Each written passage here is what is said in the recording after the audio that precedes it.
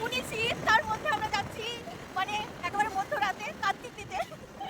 দেখা যাক, আপনি একে একে সবটুকু শেয়ার করবো। এবছর আমাদের অভিযান ছিল আমাদের দাদাভাইয়ের বাড়িতে।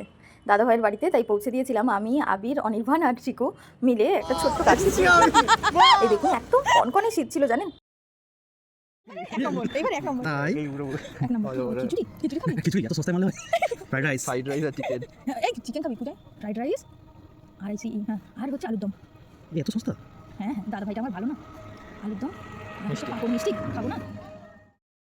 জানি না দাদাভাইরা সকালবেলায় দেখার পরে তাদের রিয়াকশনসটা কী হবে।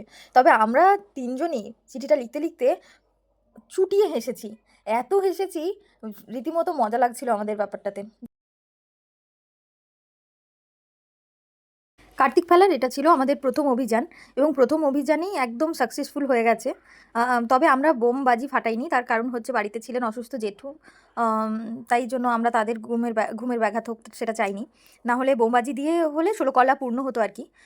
আমরা জায়গা মতো কার্তিকটিকে রেখে তাকে পূর্ণ মর্যাদা দিয়ে আমরা চলে আসি এবং অপেক্ষা করতে থাকি সকালের। দেখা যাক আমাদের বাসনা পূর্ণ হয় কিনা বা দাদাভাইদের কী রিয়াকশন হয়।